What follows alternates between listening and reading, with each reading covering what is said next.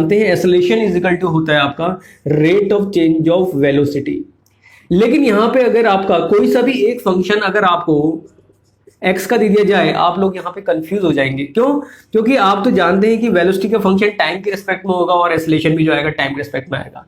लेकिन आप ये नहीं जानते हैं अगर हम dx से इसे ऊपर नीचे मल्टीप्लाई कर देंगे तो ये फंक्शन जो होगा आपका x में कन्वर्ट हो जाएगा। और dv बाई dx, तो यहाँ पे dx बाई dt जो होता है वो आपका होता है rate of change of velocity, ये आपका vx हो जाएगा और ये हो जाएगा आपका dv बाई dx।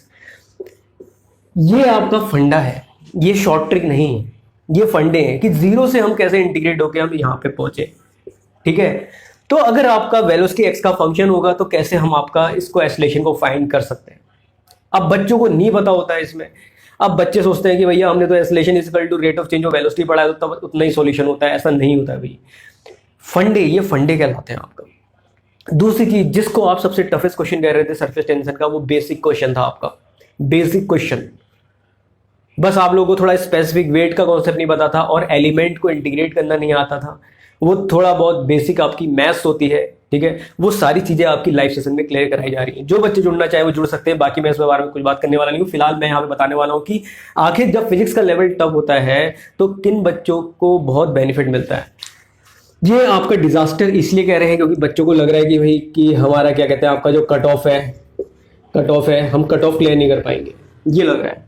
क्यों? क्योंकि फिजिक्स का पेपर वो उस हिसाब से अटेम्प्ट नहीं कर पाए। कितने से कितने भी गवर्नमेंट कॉलेज मिलेगा, मैंने बता दिया है, फिर से कह रहा हूं, जब भी आपका फिजिक्स का लेवल टफ होगा तो यहाँ पे अगर आपके मार्क्स कम आते हैं तो तब भी आपके गवर्नमेंट कॉलेज मिलने के चांसेस बढ़ जाते हैं।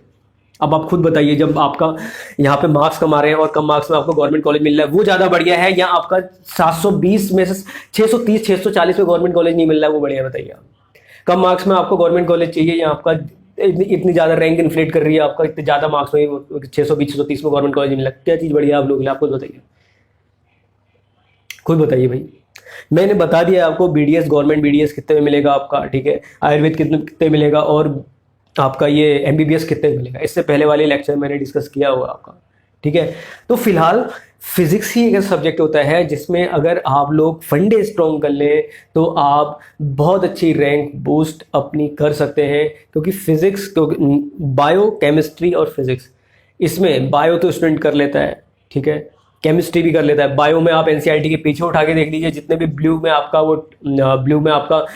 कवर रहता है, ब्लू में आपका टिक रहता है, उसको आपको अच्छे से समझना होता है। उससे बियॉन्ड कुछ नहीं होता है। बायो में आपको पीएचडी नहीं करनी है।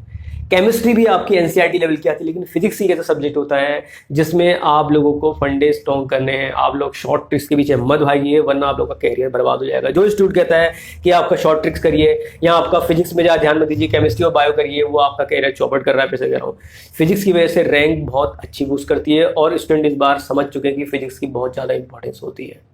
इसी चीज़ को ध्यान में रखते हुए आप लोगों के फंडे क्लियर कराए जा रहे हैं। लाइव सेशन कम से कम बच्चों को लिया जा रहा है जूम सेशन में, तो उसमें आप जुड़िए, अपने फंडे क्लियर करिए। और आपको डेमो लेक्चर चाहिए तो आप नीचे कमेंट करिए या फिर आप हमारे व्हाट्सएप ग्रुप में जुड़ सकते हैं जहाँ पे आपको डेमो मिलेगा। बाकी आप लोग अपनी केयर करिए, डेफिनेटली पूछिए जो भी अपने डॉक्टर।